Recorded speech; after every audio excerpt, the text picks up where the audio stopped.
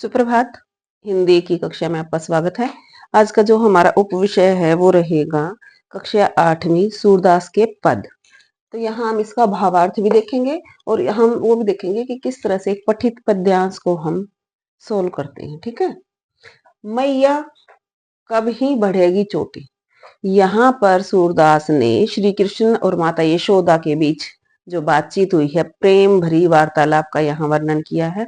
हम सभी जानते हैं कि श्री कृष्ण जी के बारे में जो सूरदास ने लिखा है, इतना किसी ने भी नहीं लिखा है। वो ऐसा कहते हैं कि नेत्रहीन होकर भी उन्होंने वात्सल्य का हर कोना निहार लिया था और श्री कृष्ण के बारे में उन्होंने उनका वर्णन कर लिया है।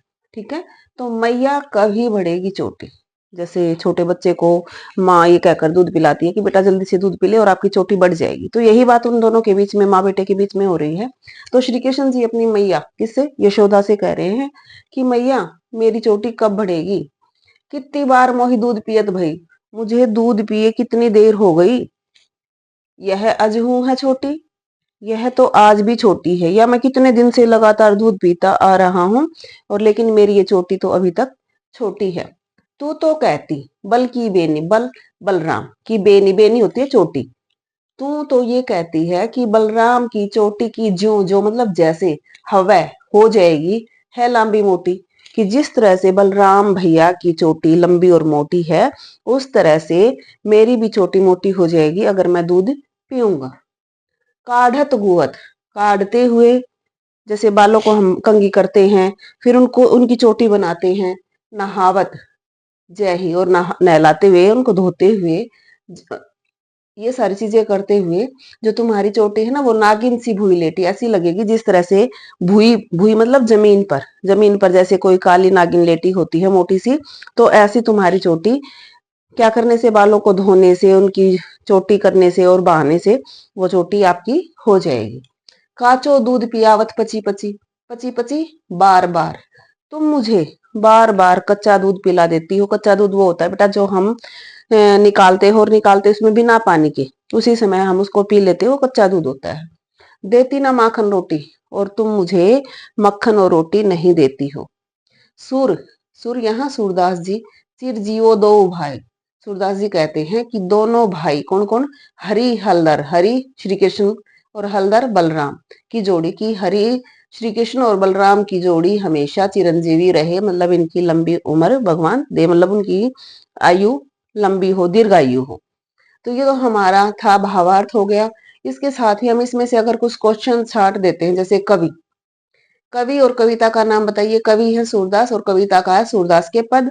कृष्ण जी ने ये यशोदा मैया क्या पिलाती थी कृष्ण जी को, कच्चा दूध, कच्चा दूध पिलाती थी। ठीक है। कविता में श्री कृष्ण जी क्या शिकायत कर रहे हैं, श्री कृष्ण जी शिकायत कर रहे हैं कि तुमने कितनी बार मुझे दूध पिला दिया लेकिन मेरी चोटी अब भी नहीं बढ़ी। बेनी शब्द का अर्थ होता है चोटी। यशोदा जी श्री कृष्ण को क्या खाने को नहीं देती, मक्खन और रोटी नहीं खाने को देती हो। ठीक है। तो अब हम देखेंगे कि जो सूरदास हैं वो भक्ति काल के कवि हैं। हमने साहित्य का देखा था, आदिकाल, रीतिकाल, सॉरी आदिकाल, भक्ति काल, फिर रीतिकाल, फिर आधुनिक काल।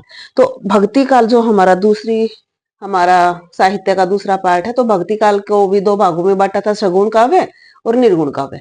और सगुण को आगे फिर दो में बांट दिया, राम काव्य और श्री कृष्ण काव्य। राम काव्य के प्रतिनिधि कवि तुलसीदास को माना जाता है। ये मुख्यतः अवधि भाषा का प्रयोग करते हैं।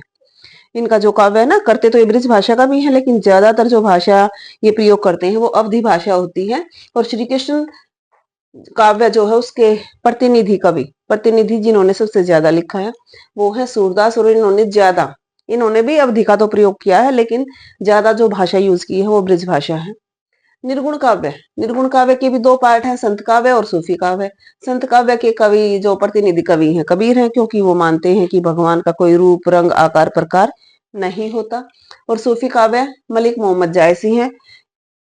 तो इस तरह से ये भक्ति काल का हमारा, कि किस तरह से हमने भक्ति काल को चार भागों में बांटा, पहले दो में बांटा, फिर दो दो को और डिवाइड कर दिया तो चार भागों में बांटा गया है।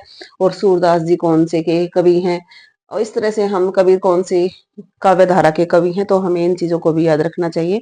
धन्यवाद।